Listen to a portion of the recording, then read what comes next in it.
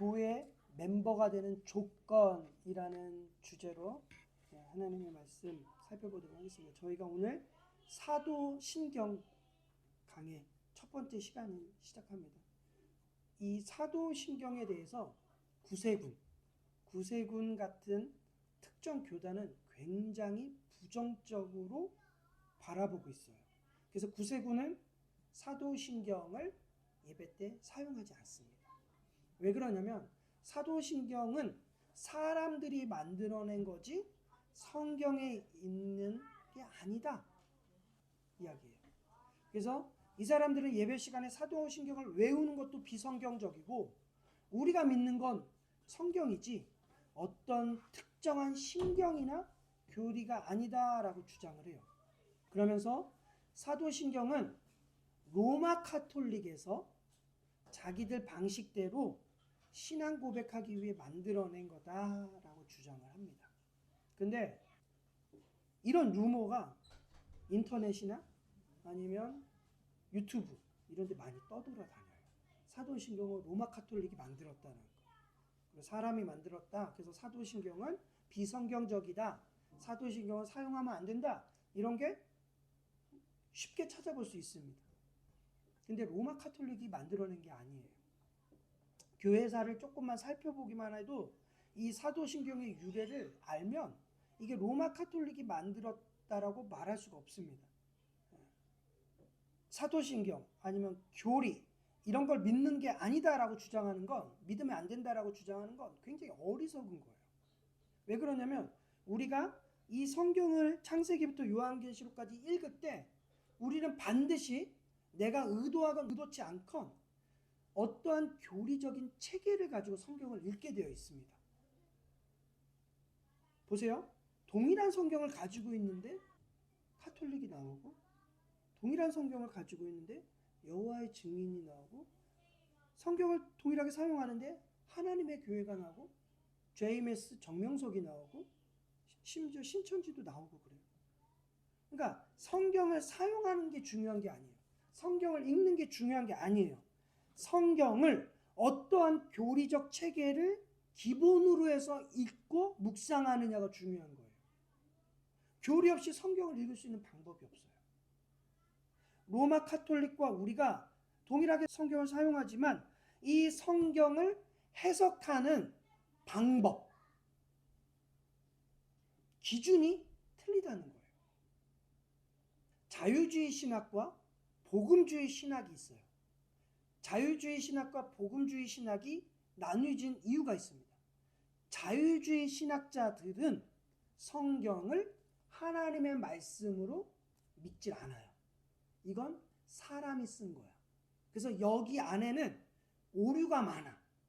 사람이 썼기 때문에. 그러나 이 안엔 좋은 유익된 말들도 많이 있어. 이걸 전제로 성경을 읽어요. 해석하고. 근데 복음주의, 그 복음주의 신학은 어떤 입장이냐면 이 성경은 하나님의 말씀이다라는 전제를 가지고 성경을 본단 말이에요. 그러니까 우리는 창세기부터 요한계시록까지 오류 없이 하나의 통일된 관점, 하나님의 관점으로 성경을 해석하려고 한단 말이에요. 이건 초대교회에서부터 이어져 온 하나의 통일된 관점이에요. 기준이에요. 그러니까 궁극적으로 여러분들이 성경을 읽는다고 해서 성경의 사람이 되는 게 아니라 여러분들이 성경의 사람이 되려면 성경이 가르치는 하나, 통일된 관점으로 성경을 읽어야지만 여러분들이 성경의 사람이 될 수 있습니다.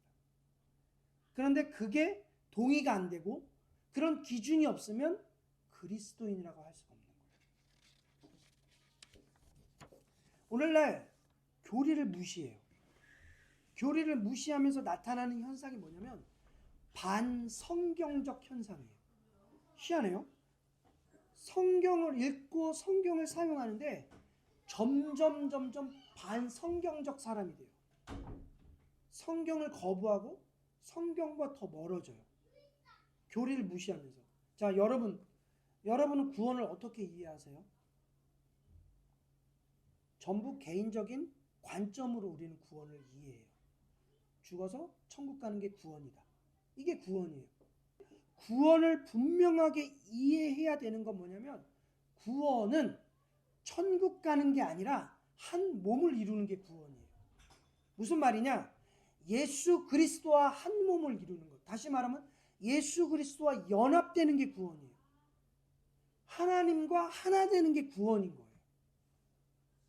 우리가 예수 그리스도를 믿음으로 이제 하나님 안에서 그리스도 안에서 같은 신앙 고백을 하는 연합됨, 그걸 구원이라고 이야기합니다. 성경이 가르치는 구원은 내가 하나님과 하나 되는 거예요. 연합됨을 말하는 거예요. 이 하나됨은 카톨릭이 말하는 하나 되는, 신이 내가 되고 내가 신이 되는 하나됨이 아니에요. 연합된다는 거예요. 연합되는 거예요. 그러니까 교회가 하나를 이루어야 하는 궁극적 목적이 뭐냐? 우리가 하나 되기 위한 궁극적인 목적이 뭐냐? 우리가 교회 안에서 나타나는 게 아니라 누가 교회 안에서 나타나야 돼요? 하나님이 나타나야 되고 예수 그리스도가 교회 안에서 나타나야 된다는 거예요. 우리가 하나로 연합해야 되는 이유가 뭐냐면 교회를 통해서 특정한 누군가를 드러내기 위해서가 아니라는 거예요. 우리가 하나 되는 목적은 박태진 목사라는 한 사람이 스타가 되기 위해서 하나 되기 위한 게 아니에요. 공동체를 통해서 교회를 통해서 우리 모두가 하나 되어야 되는 궁극적 이유는 하나님 영광이란 말이에요. 하나님 영광. 그런데 교회가 이렇게 됐을 때 비로소 하나 됐다. 참되게 하나 됐다라고 말하는데 만일 교회가 하나를 이루지 못하고 어떻게 해요? 사람의 영광이 나타난다. 그러면 그 교회는 심판의 대상이 되는 거예요. 그러니까 교회가 예수 그리스도 안에서 하나됨을 실패하면 무슨 일이 일어나냐면 자꾸 교회에 대한 부정적인 이미지가 늘어나는 거예요. 이 시대 교회의 문제의 원인이 이거예요. 교회가 하나 되지 못했기 때문에 자꾸 부정적인 이미지가 자꾸 늘어나는 거예요. 그 원인은 교회 안에 잘못된 신앙관이에요. 신앙관. 교회를 보면 외적으로는 하나가 됐어요. 외적으로는. 그런데 그 안에 한 사람 한 사람의 성도들의 신앙의 색깔은 전부 제각각이에요. 사람들이 많이 모이긴 해요. 그래서 하나 된 것 같아요. 근데 그 안에 각자의 신앙의 모습은 전부 달라요. 모습은 하나인데 교리적인 심각한 분열을 이루고 있단 말이에요. 그러니까 가장 기본적인 이 사도신경, 신앙 고백을 기초로 해서 한 사람 한 사람 신앙에 대해서 이야기하잖아요. 대화가 안 돼요. 대화가. 우리가 늘 고백하는 이 사도신경을 기본으로 신앙에 대해서 이야기하면 뭐라고 이야기하냐면 너나 잘하세요. 나는 그런 하나님을 믿지 않아요. 내가 믿는 하나님은 그런 하나님이 아니니까 너나 잘하세요. 이런 식의 태도를 취한단 말이에요. 왜 이런 문제가 생기냐면 왜 하나된 교회 안에서 하나된 신앙 고백을 하고 있는데 왜 다른 하나님, 너와 다른 믿음, 너와 다른 하나님을 고백하냐? 왜 이런 문제가 생기냐? 교회 안에 교회의 기준으로서 신앙 고백이 공통된 신앙 고백이 없기 때문에 그래요. 사도신경을 하는데 이게 공통된 신앙 고백이 아니에요. 여러분 전통적으로 교회는 하나의 신앙 고백 안으로 들어와야지만 교회라고 인정을 받았어요. 그래서 초대교회 때서부터 신앙 고백은 있었습니다. 초대교회 때부터. 그 초대교회에서 시작했던 게 뭐예요? 사도신경이에요. 사도신경. 이 사도신경이라는 이 바운더리 안에 있어야지만 그게 교회로서 인정을 받았습니다. 근데 이게 세분화되고 다시 좀 더 정교해지면서 이 사도신경이 발전하기 시작한 거예요. 세분화되고 점점 정교화된 거예요. 그렇게 사도신경이 쭉 이어오면서 또 어떤 우리의 신앙 고백서가 생겼냐면 제네바 요리문답서를 만들어내고 또 하이델베르그 요리문답, 웨스트민스터 소요리문답, 벨직 신앙 고백서, 이런 무수한 신앙 고백서들이 계속해서 만들어졌습니다. 그러니까 뭘 의미하냐? 이 신앙 고백 안에 들어와야지만 교회로서 인정을 했나 이거예요. 쉽게 말해서 사도신경, 주기도문, 십계명, 이 신앙 고백을 인정한 사람만이 교회다라는 거예요. 그러니까 개나 소나 아무나 교회가 아니에요. 그냥 십자가 달고 교회라고 이름을 붙이면 다 교회가 아니라는 거예요. 그렇게 쉽게 교회로서 인정해주지 않았단 말이에요. 근데 이 기준이 없으니까 지금은 어때요? 각자 자기 소견에 옳은 대로 교회를 만들고 종교 생활을 하고 있는 거예요. 신앙의 기준을 명확하게 가르치지 않음으로 말미암아 성도들은 어때요? 내 신앙이 성경적인지 비성경적인지 검증을 할 수가 없는 거예요. 스스로도. 반대로 잘못된 신앙을 가지고 잘못된 확신으로 살아가는 경우가 너무너무 많단 말이에요. 이런 까닭에 어떤 사람은 남의 신앙 함부로 단정 짓지 말라는 거예요. 함부로 그렇게 내 신앙, 남의 신앙 단정 짓지 말라. 으름장을 넣습니다. 그러면서 이렇게 이야기해요. 천국 가봐야지 아는 거라고. 천국 가봐야지 아는 거라고. 그렇다라고 하면 천국을 가봐야지 내 신앙이 잘못됐는지 아니면 잘 됐는지를 안다 이 말이잖아요. 그러면 천국 갔는데 내 신앙이 잘못됐어. 어떻게 해결할 거냐는 거예요. 하나님 앞에 갔는데 내 신앙이 잘못됐어. 그럼 어떻게 해결할 거냐는 거예요. 그 심판의 대상이잖아요. 그러니까 자기의 신앙이 뭐 아니면 도예요. 굉장히 모순적인 신앙생활을 하고 있단 말이에요. 자기 스스로가.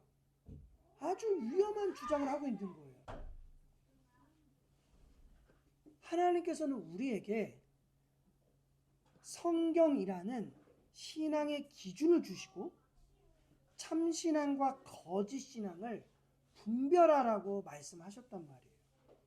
신약 성경에는 참된 신앙과 거짓신앙을 분별해야 된다는 걸 너무나도 많이 언급하고 있습니다.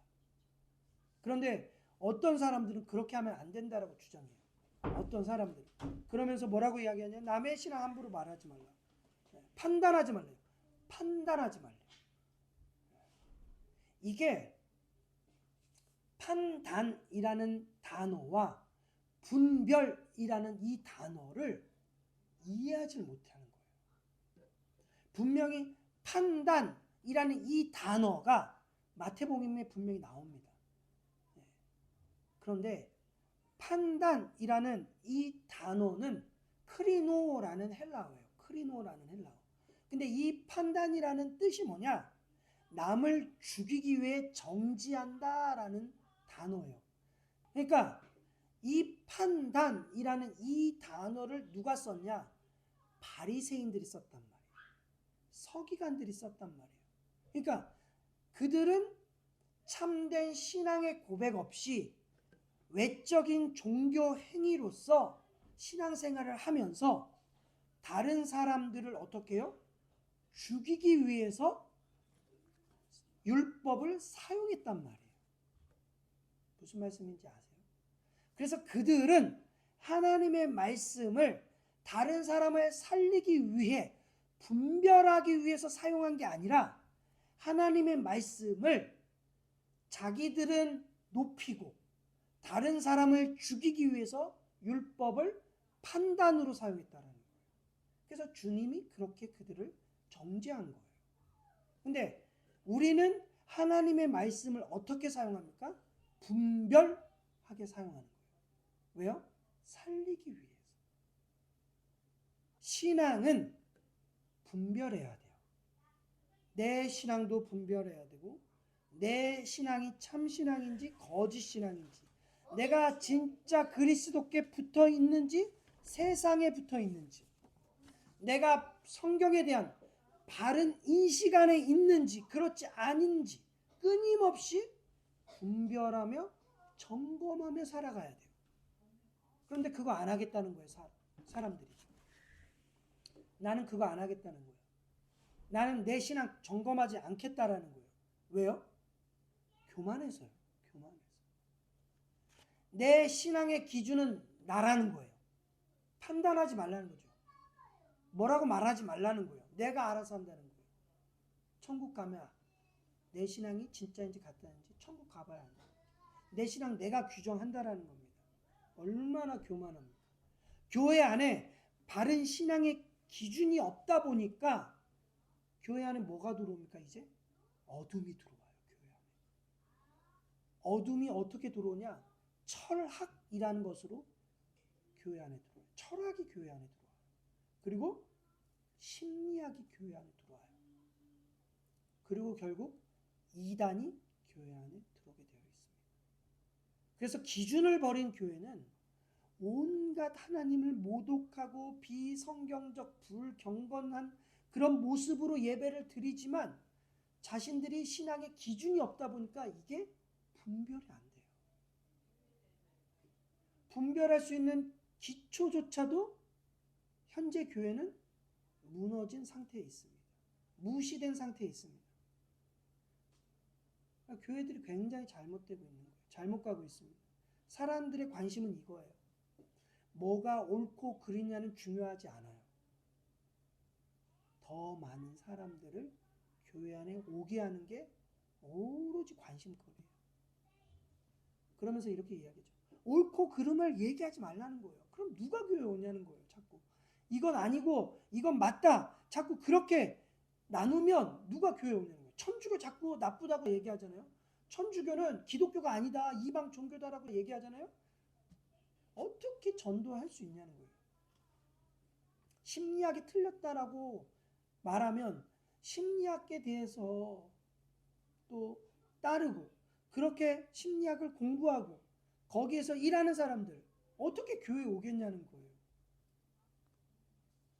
신앙이라는 건 이게 깨져야 신앙이 되는 거예요. 무언가를 덧붙여서 신앙이 되는 게 아니에요. 기독교 신앙이라는 건 어떤 식으로 이루어지냐면 내가 가지고 있는 그 어떠한 것도 다 배설물로 싹 다 버리고 나서 내가 믿고 있고 내가 가지고 있는 어떠한 프라이드 그런 것들에 대해서 철저하게 어떻게 해요? 무너져야 돼요. 버려야 돼요. 그리고 나서 거기에 새로 건물을 쌓아야 돼요. 그게 신앙입니다. 그런데 그거 안 하겠다는 거예요. 덧붙이겠다는 거예요. 내가 가지고 있는 심리학에 기독교 어떤 좋은 말씀 하나 갖다 붙이고 내가 가지고 있는 세상의 어떤 가치관 안에 기독교 안에 있는 어떤 거 갖다 붙여서 내가 그렇게 신앙하겠다는 거예요. 덧붙이고 덧붙이고 덧붙이면 뭐가 되는지 아세요? 괴물이 돼요. 괴물. 근데 많은 사람들이 신앙생활을 그렇게 하겠다라는 거예요. 이렇게 하면 불편하지 않아요. 내가 어떤 것도 버리지 않고 내가 어떤 것도 깎아내지 않고 그러면 어려움이 없어요. 말씀 앞에 진리 앞에 죽지 않고 신앙생활 하는 사람들이 많으니까 교회 안에 괴물들이 있다니까요. 교회 안에 어떤 문제가 생길 때 보세요. 그게 사람의 모습인가? 교회 안에 어떤 문제가 있을 때 하나된 신앙 고백 기준 안에 어떻게 해요? 하나된 기준 안에서 그것을 가지고 하나님의 말씀으로 그 문제를 풀어나가기 위해서 기도하고 하나님께 지혜를 구하며 나가야 되는데 그 문제가 딱 터졌을 때 보세요. 전부 괴물이 돼 있다니까요. 하나같이. 그러니까 그 모습을 보면서 무서운 거예요. 한국교회 교인들을 보면 괴물이에요. 괴물. 깎인 경험이 없고 버린 경험이 없고 죽은 경험이 없으니까 전부 덕지 그냥 붙어 있는 거예요. 막 신앙이 막 신앙생활 하다 보니까 심리학도 괜찮아 보이고 철학도 괜찮아 보이고 순복음도 괜찮아 보이고 감리교도 괜찮아 보이고 성결교도 괜찮아 보이고 천주교도 괜찮아 보이고 이건 불교도 괜찮아 보이네.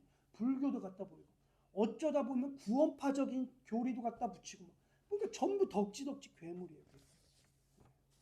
그러면 통일된 신앙 고백 뭘로 해야 되냐는 거예요. 우리는 뭘로 통일된 기준을 삼아야 되는 거냐는 거죠. 뭘로 삼아야 됩니까? 가장 기본이 사도신경이에요. 최소한 사도신경 범주 안에는 들어와야 된다는 거예요. 이 사도신경 밖으로는 나가면 안 된다는 거예요. 사도신경 범주 안에 들어와야 되고요. 좀 더 여기서 나누게 되면 각 교단마다 조금씩 신학적 색깔이 이제 나오기 시작합니다. 그건 우리가 좀 인정을 해줄 수 있어요.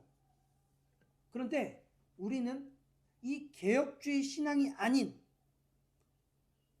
다른 곳들, 다른 교단들을 우리는 이단이라고 하지 않고 형제라고 인정을 해요. 형제라고. 왜냐하면 적어도 사도신경이라고 하는 기본적인 이 바운더리 안에 있는 교단들은 형제라고 우리가 인정해줘요. 감리, 성결, 순복음 형제라고 우리가 인정합니다. 물론 그 안에 다른 것들이 있고 그 안에 틀린 부분들이 분명히 있어요. 이 부분은 틀리게 바라보는 것들이 있습니다. 하지만 넓은 의미에서 우리는 사도신경 안에 들어온 교회들은 우리가 받아들인다. 형제로서 인정한다. 왜 그러냐? 사도신경의 의미를 살펴봐야 되겠죠. 사도신경을 살펴보기 위해서 아까 말씀드렸듯이 이 로마 카톨릭이 사도신경을 만든 게 아니라고 말씀드렸잖아요. 사람들이 착각하는 게 사도신경이 성경에 주기도문처럼 나와 있지 않기 때문에 이건 사람들이 고안해낸 거야. 그렇게 말한단 말이에요. 그런데 사도신경이 어떻게 만들어졌는지를 우리가 좀 살펴봐야 돼요. 사도신경이 공교롭게도 12개 항목으로 나눠요. 크게는 3개 항목이지만 12개 항목으로 나눕니다. 그러다 보니까 어떤 또 루머가 있냐면 12사도들이 하나씩 고백한 걸 묶은 게 사도신경이 아닌가라는 루머가 있습니다. 그래서 야 베드로 너는 뭐를 고백할 거냐? 그랬더니 베드로가 나는 전능하사 천지를 만드신 하나님 아버지를 믿사오며 이걸 고백해. 오케이 좋아.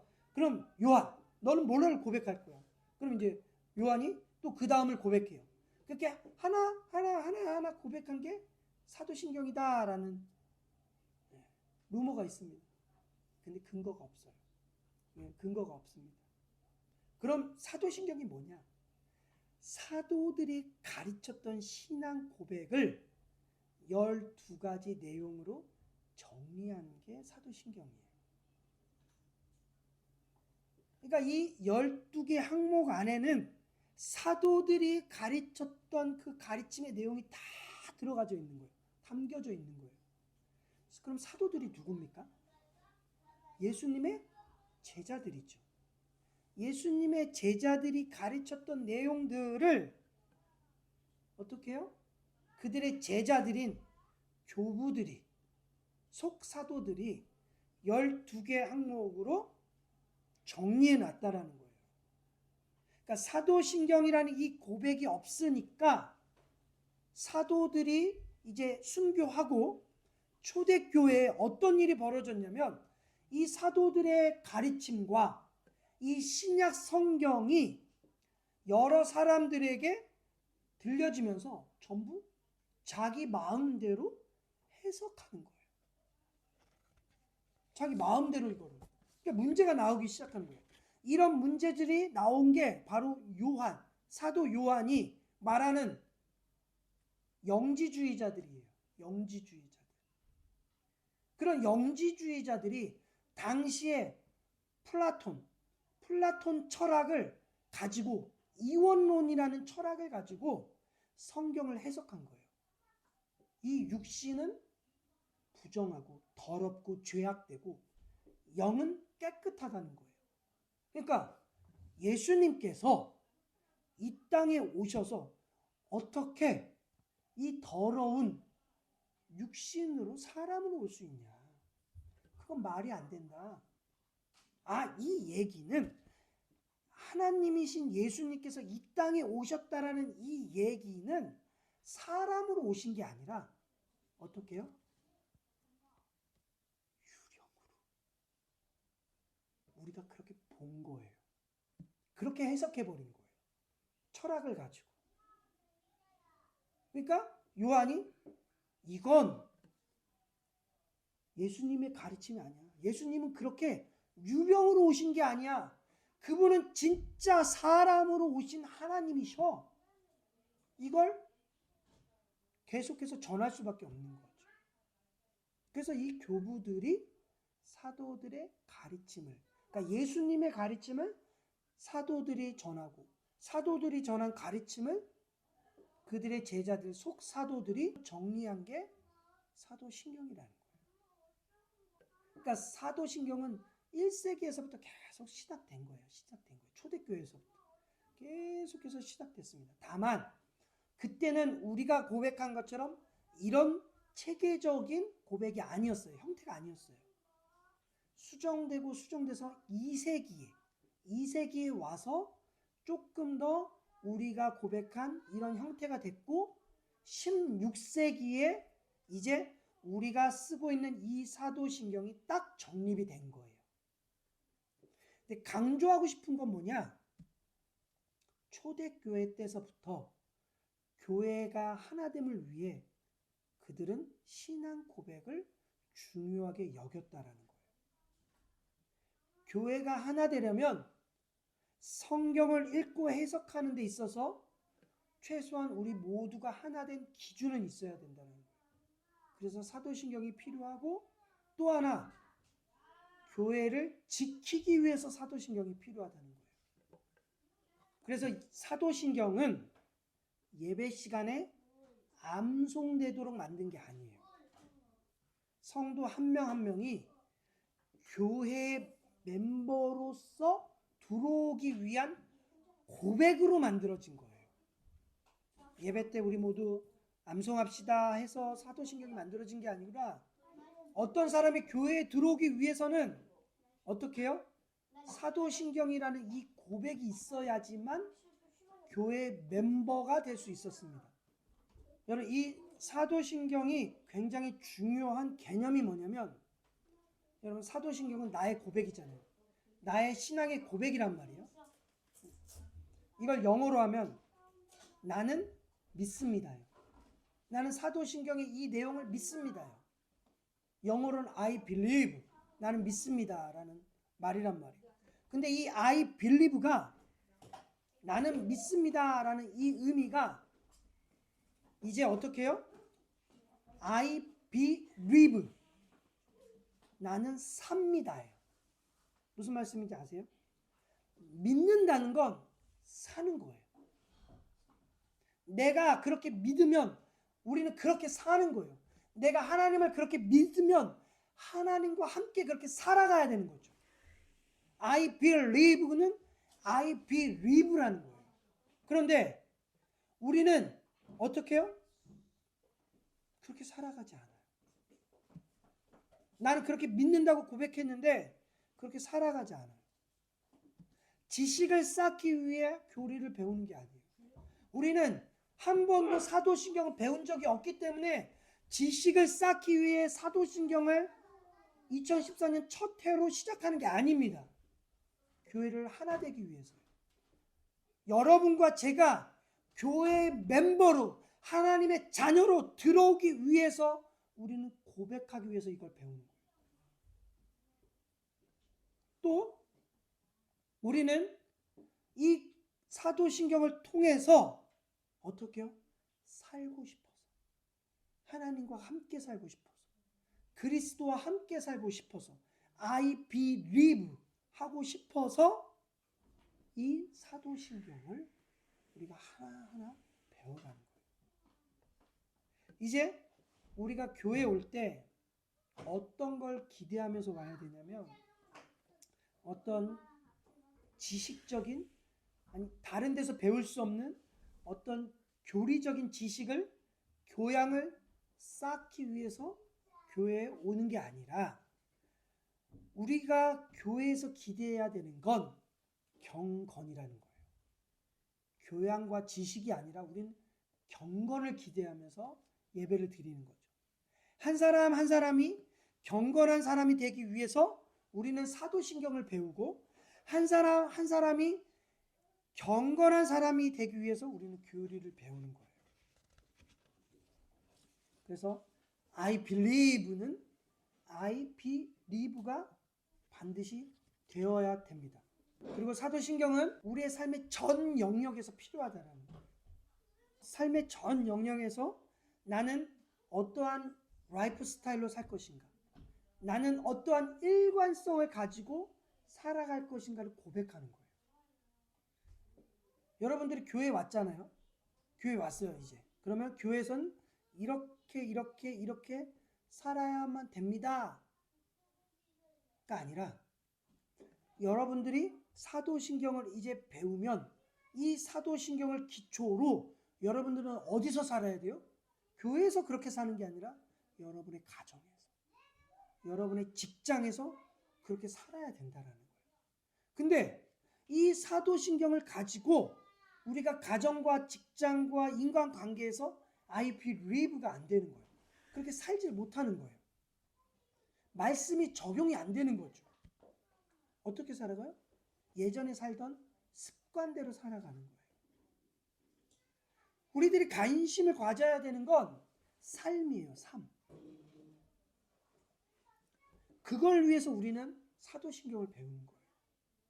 많은 사람들이 교회에서 사도신경을 늘 주일마다 암송을 해요. 고백해요. 근데 사도신경을 어디에다 써야 되는지를 몰라요. 그러지 않습니까? 우리가 그렇게 사도신경을 예배 때 고백했는데 이 사도신경을 어디에 써야 되는지를 알지 못하고 배우지 못했단 말이에요. 그러니까 사도신경을 언제 씁니까? 예배 때만 써요. 그렇지 않습니까? 지금 한국교회 안에서 나타나는 문제가, 교리를 배우면 뭐예요? 사도신경을 하면 뭐예요? 삶의 현장에서는 옛날에 했던 대로 살아가고, 더 올바른 삶의 방식이 있고, 하나님의 그 방식이, 삶의 방식이 있는데 여전히 그걸 적용하지 않고 그냥 예전에 살던 그 방식대로 살아가는 거예요. 그러니까 자꾸 삶이 파괴가 되는 거죠. 여러분 17세기에 청교도들이 있습니다. 청교도들이 굉장히 청렴한 사람들이에요. 굉장히 청빈 가난한 삶을 살고 청렴한 삶을 살기를 추구했던 사람들이에요. 하나님의 말씀대로 살고자 했던 사람들이에요. 근데 이 청교도들 중에서도 더 청교도들이 있습니다. 그 사람들을 뭐라고 하냐면 분리파라고 해요. 분리파 교도.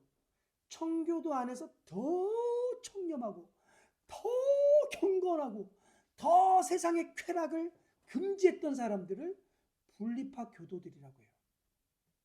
근데 이 사람들이 교회 멤버로 들어오고자 하는 사람들을 굉장히 엄격한 잣대로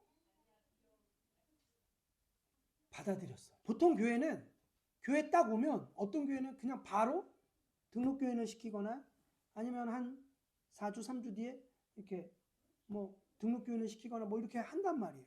근데 이 청교도 분리파들은 3년을 신앙 고백서를 가르쳐요. 그리고 나서 목사, 장로, 그리고 교회 멤버 앞에서 이 사람이 정말로 신앙 고백을 제대로 하고 있는지를 검증해서 멤버로 받아들여요. 까다롭죠. 자, 기준이 뭐냐? 기준 세 가지가 있습니다. 첫 번째 기준, 순종에 의해서 증명된 믿음이 있냐 이거예요.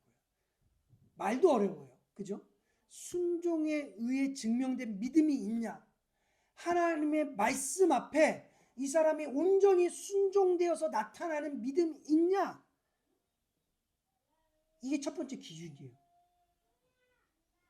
이렇게 하면 교회는 쪽박 찹니다. 그죠? 두 번째, 여기서의 첫 번째 믿음이란 그리스도에 의해 구원받았다는 사실이에요. 너가 그리스도에 의해 구원받았다는 이 사실을 너의 삶의 전 영역에서 고백하고 나타나고 있는지를 우리가 검증하겠다는 거예요. 어렵죠. 세 번째, 순종이란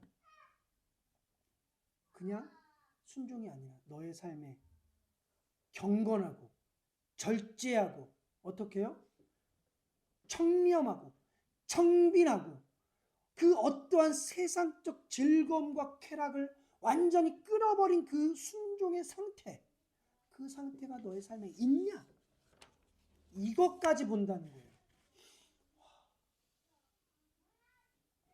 이 잣대, 이 기준, 이걸 교회 안에 들이대면, 우리 교회에 들이대면 저를 포함해서 우리 모두는 살아남을 사람이 한 명도 없어요. 다 교회에서 나가야 돼요.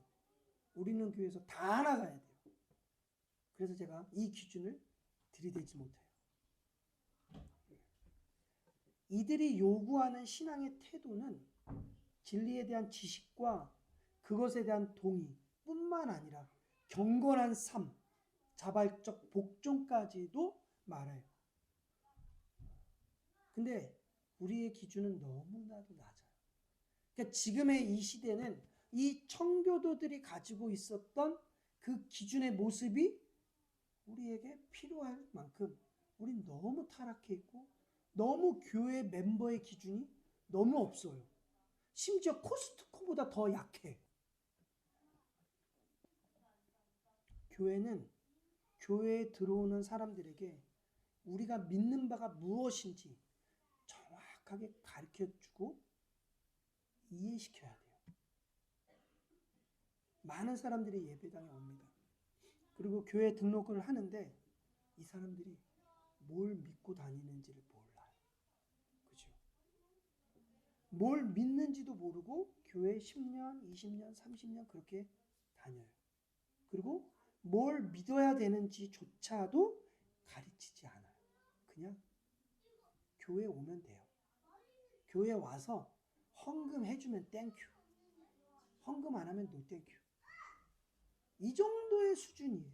교회 멤버라는 게. 멤버의 수준이. 문제가 아주 많아요. 그러니까 저희는 최소한 뭘 믿어야 되는지는 알고 교회 멤버십으로 돌아와야 된다는 거예요. 사도신경이 추구하는 신앙의 내용이 무엇인지 대략적으로 살펴보면 사도신경은 크게 세 가지죠. 성부 하나님에 대한 신앙 고백이고 성자 예수님에 대한 신앙 고백이고 성령 하나님에 대한 신앙 고백이에요. 이 세 가지를 다시 세분화하면 성부, 성자, 성령 그리고 교회에 대한 신앙 고백 또 죄에 대한 신앙 고백 또 부활에 대한 신앙 고백 또 영생에 대한 신앙 고백 이렇게 세 가지가 7가지로 나눠져요. 그리고 7가지가 12가지 하나 12가지로 또 나눠집니다. 그런데 우리가 사도신경을 염두에 두고 살아가냐는 거예요. 여러분들 삶에 이 사도신경 3가지, 삼위일체 아니 7가지 아니 12가지를 삶의 기본적인 고백으로 염두하며 살아가냐는 거예요. 우리 그렇게 안 살아가요. 우리는 고백을 했는데 믿음으로 고백했는데 믿음으로 그렇게 살아가지 않아요. 이런 거예요. 수학 문제를 풀 때 공식이 있잖아요. 수학 문제를 풀려면 공식이 있단 말이에요. 그 공식을 알고 배워서 알고 그 공식으로 수학 문제를 대입해서 풀어야지만 그 문제가 풀린단 말이에요. 그런데 그 공식을 대입시키지 않고 수학 문제를 풀려고 하면 문제가 풀어지단 말이에요. 안 풀어지겠죠. 안 풀어지잖아요. 마찬가지로 우리의 삶의 문제들이 나타났을 때 그 문제를 이해하고 그 문제를 풀어야 되는 방법, 공식이 뭐냐는 거예요. 사도신경. 신앙 고백이어야 되는데 이 신앙 고백이라는 것을 사용하지 않고 문제를 풀려고 하니까 자꾸 문제가 안 풀리는 거죠. 자꾸 나의 경험으로 그 문제를 풀려고 하고 나의 지식으로 그 문제를 풀려고 한단 말이에요. 기본적으로 그리스도인들의 문제가 뭐냐면 교회에서 배운 것을 가지고 살아가지 않는다는 거예요. 뭘 가지고 살아갑니까? 세상에서 배운 것 가지고 삶 속에서 살아가는 게 문제라는 거예요. 세상적인 것들로 살아가던 옛 모습을 버려버리고 어떻게 해요? 하나님의 자녀라면 동일한 신앙 고백, 이 동일한 신앙 고백을 가지고 이제 살아가야지만 그 사람들을 뭐라고 부른다? 교회라고 부른다는 거예요. 성도라고 부른다는 거예요. 최소한 이 동일된 신앙 고백. 그래서 우리는 이 사도신경을 다음 시간부터 하나하나 꼼꼼하게 살펴갈 거예요. 그리고 이 고백을 통해 우리는 교회가 무엇을 믿는 사람들의 모임인지를 알아가게 될 거예요.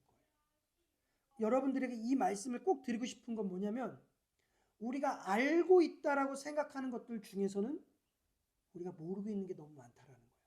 아, 내가 교회에 대해서 오래 다녔지만 내가 이건 알고 있어. 들어본 적이 있어라고 사실은 생각하고 있지만 그게 모르고 있을 때가 더 많다는 거예요. 제가 목사이면서 느끼는 바가 그거예요. 제가 개혁주의 신학 가운데 계속해서 날마다 가면서 느끼는 게 뭐냐면 시간이 지나면 지날수록 느끼는 게 뭐냐면 아는 게 너무 없어서 전 제가 너무 무서워요. 아는 게 많아서 여러분들에게 가르쳐 드릴 게 많으면 좋은데 시간이 지나면 지날수록 제가 모르는 게 너무 많아서 제가 두려워요. 그래서 아는 것, 알고 있고 배운 것들에 대해서 다시 공부하고 있어요. 공부하잖아요. 내가 진짜 아는 게 아니었구나. 이걸 느끼는 거예요. 이게 성경이라는 게 더 그렇더라고요. 성경이라는 게. 하나님의 말씀 앞에 가장 복된 사람은 심령이 가난한 사람이죠. 애통하는 사람이고 의에 줄이고 목마른 사람이라는 거예요. 이런 사람들이 하나님의 말씀 앞에 복된 사람들이에요.